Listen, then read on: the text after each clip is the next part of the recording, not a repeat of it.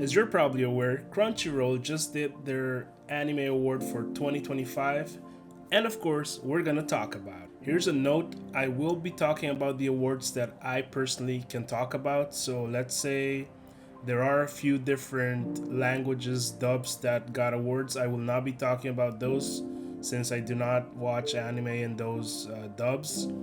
I've seen like Brazilian, Hindi, and it goes on. I cannot talk about those dubs because I don't watch them. I don't understand and speak those languages.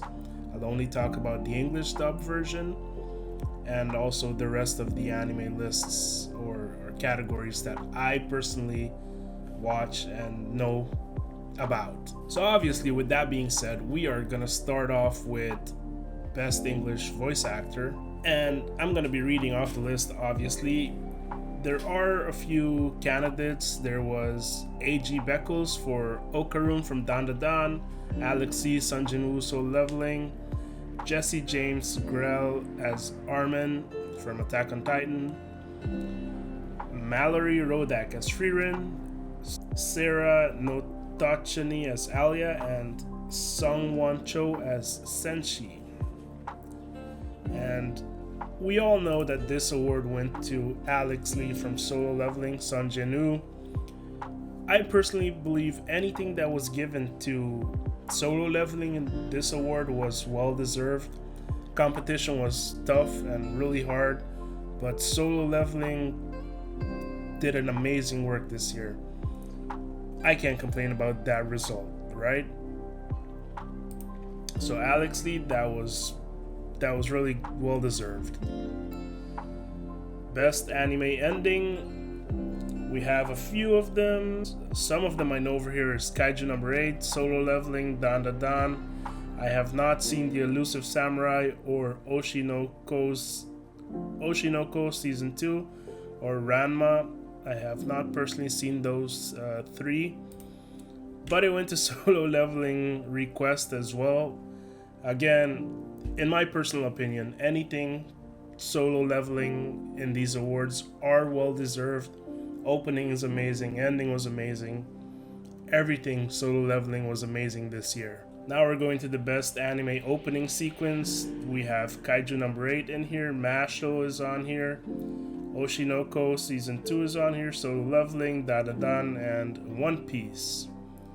Now, this is where it kind of gets a little tricky, because I believe Dandadan won it, which I really can't disagree, because that opening was very unique, let's put it like that.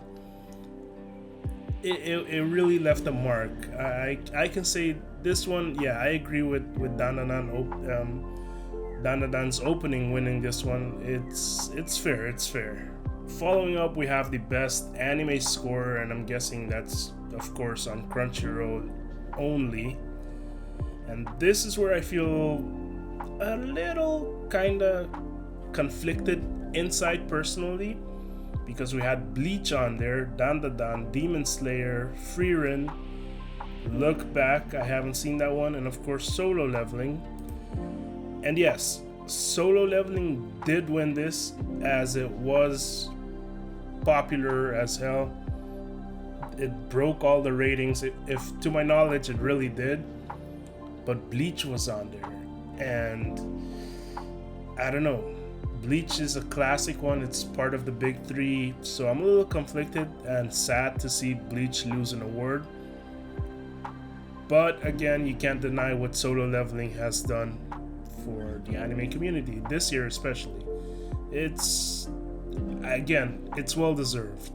Up next, we have Best Anime Song. We have Kaiju number 8 on there, Masho, Oshinoko Season 2, Solo Leveling, Dandadan, and Frieren. And this went to of course, Dandadan, and it's the same opening song and it's Best Anime Song. I couldn't agree more. It's a weird opening song, but it's catchy. It's like, it's different, it's funny, it's good. It deserves it. It really does. This was a weird category. It was Must Protect at All Cost character. We had Anya Forger from Spy Family, Frieren from Frieren, Okarun from Dadadan, Senshi from Delicious in Dungeon, Tokiyuki Hojo from The Elusive Samurai, and Yuki Itose from A Sign of Affection. Now, 3 of these anime I haven't personally watched, which is Delicious in Dungeon, The Elusive Samurai, and A Sign of Affection. So I can't be a complete critic here. I can't really judge 100%. But from what I've seen, I did see Spy Family. I don't think most people will disagree that Anya Forger won that one. I could be wrong, but yeah, we should protect her at all costs. She's a weird character, but given her specific situation, it's to be expected. Best supporting character, we have Fern from Frieren, Himmel from Frieren. That's 2 people from Frieren, which is amazing. 2 people getting nominated. Jinshi from The Apothecary Diaries, Saiko from Dandadan, Senshi from Delicious in Dungeon, and Turbo Granny from Dandadan. Now, this one I believe went to, yes, Frieren, it went to Fern. Was she the best compared to all the others on that list? It's a little debatable. But is she a good supporting character? Yes, absolutely. But I don't know. She won. I mean, I watched Frieren, and Frieren is amazing, so I'm glad they won a few awards. But from that list, I mean, even Turbo Granny added more excitement to a show, right? So that one's debatable, but congrats to Fern. Now this is epic. Best main character. We have Frieren from Frieren, Kafka from Kaiju number 8, Okarun from Dandadan, Mao Mao from The Apothecary Diaries, Momo from Dandadan, and Sanjanu Solo Leveling. Given the list, of course I'm gonna agree with Sanjanu winning Solo Leveling. Again, new gen anime, 2025 anime, Frieren is up there, but also the top of the list is gonna go to Solo Leveling, in my honest opinion, every time. Sure, compared to other series like Bleach and One Piece, it kind of hurts to see Solo Leveling win, but it's well deserved. Best drama. Now, I'm not one to judge drama, and especially since almost all of the animes on here I haven't watched except for Frieren, that sort of gives it a hint already. Most of them are good, but Frieren came up on top. That one best drama, and it makes sense because out of all the animes listed on that list, Frieren's the only one I've personally seen. So it's that popular, it made that much of an impact, it won best drama.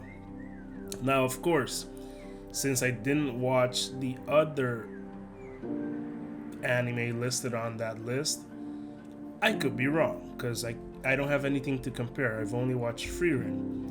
But that's why you're here. If you disagree with that choice, that Frieren won best drama, let me know in comments below. Let me know. Isekai. Isekai has recently become my favorite genre. Best Isekai of this year. We had Konosuba, classic. Jobless Reincarnation, also very good. ReZero, Season 3.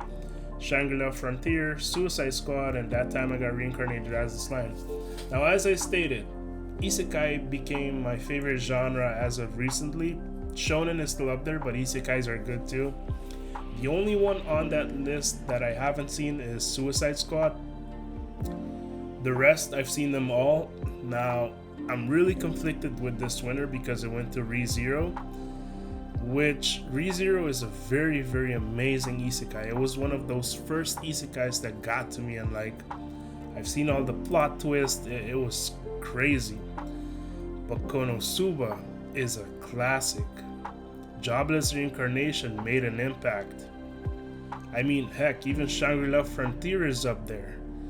So That Time I Got Reincarnated as a Slime. So I know it was a close one, but I think I would have easily given it to Konosuba for sure.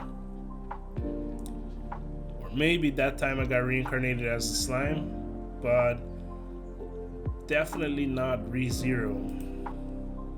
But again, that's just me, I might be wrong. This one also hurts. Best action anime, we have Bleach, Dandadan, Demon Slayer, Kaiju number 8, Solo Leveling, Windbreaker. Of course, Solo Leveling took the win, and I agree with it, but Bleach is also under, and Bleach, you can't really top Bleach or One Piece or Dragon Ball Z, Naruto action. I mean, that's the embodiment of those animes, and yet Solo Leveling took the win, which is hard to accept, but we have to keep in mind the new gen anime are here, and Solo Leveling is deserving of it as well. Best comedy anime, we have Delicious in Dungeon, Konosuba, Mashal, My Dear Friend Nokotan, Ranma, and Spy Family. Again, a few of these I haven't seen, but I did see the one who won, which was Mashal, and if it's for pure comedy, I would have easily given it to Konosuba, because the comedy in Konosuba is peak. Mashal, it's funny and they do have a lot of comedy, but some of them is very awkward as well. So I wouldn't have given it to Mashal. I would have easily preferred Konosuba.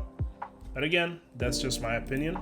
Best background art, Dandadan, Delicious in Dungeon, Demon Slayer, Frieren, Pluto, The Apothecary Diaries, and it went to Frieren, and I couldn't agree more. Frieren had one of the best overall anime, I would say. It's one of the best overall anime in my opinion. It's very, very good. I don't know, the rest of them, I've seen most of them, Danadan, Demon Slayer, but I agree, Frieren deserved that win. World building was amazing. It was good, well deserved. Best director, these are the Japanese directors for Dandadan, Demon Slayer, Frieren, One Piece, The Fan Letter, The Apothecary Diaries, and Delicious in Dungeon. And the winner was, for Frieren, yes, Keiichiro Saito. Frieren again, it was very good. It was solid. It was up there just side by side with Solo Leveling. Solo Leveling has the edge, but Frieren was one of those animes that I really enjoyed in a long time. Next up, best character design. We have Dandadan, Delicious in Dungeon, Demon Slayer, Frieren, Kaiju number 8, The Apothecary Diaries. Dandadan won it, of course. Their character design was out of this world. It was really different. I've seen some weird as hell things in this show, so I couldn't agree more. It's a well-deserved win. Best animation, obviously we have very high contender for this one. Dandadan, Delicious in Dungeon, Demon Slayer, Frieren, Kaiju number 8, Solo Leveling. Demon Slayer, of course, took that win. To be expected, since Demon Slayer is the new gen anime that introduced the world of anime to the new concept of the new animation styles. It brought the tier of animation level way up here, and we have to thank Demon Slayer for that. So I agree.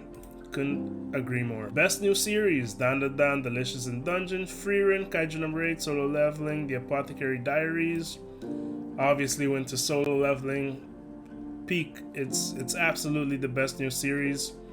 I will not disagree with anything Solo Leveling actually. So this is where I've been hurt really, really bad, and that's best continuing series. We have Bleach, Demon Slayer, My Hero Academia, One Piece, Oshinoko, Spy Family. It went to Demon Slayer, which, okay, I think the 4th or 5th season of Demon Slayer, which is alright, but One Piece and Bleach were up there. It really hurts because I would have given it to One Piece without a second thought, especially since the work that One Piece has been doing throughout the years. Bleach went on a very long hiatus, so it's part of the big three, but Bleach doesn't compare to One Piece at this point. And to see One Piece lose to Demon Slayer, I'm really shocked and conflicted with that result. But again, Demon Slayer is not a bad anime, so Is it well deserved? I don't think so, in my personal opinion, but it's acceptable at the very least. Still think One Piece should have won that. And finally, we come to the main one, which is Anime of the Year. Dan Da Dan, Delicious in Dungeon, Frieren, Kaiju number 8, Solo Leveling, and The Apothecary Diaries. Winner is obviously Solo Leveling, and I couldn't agree more. Ever since season 2 dropped, I was like, yeah, this is gonna win Anime of the Year for sure. I really called it, but it was an easy one. Solo Leveling was performing on another level, on another scale compared to other animes that's airing as well. So again, with this one in particular, Anime of the Year, Solo Leveling, well deserved.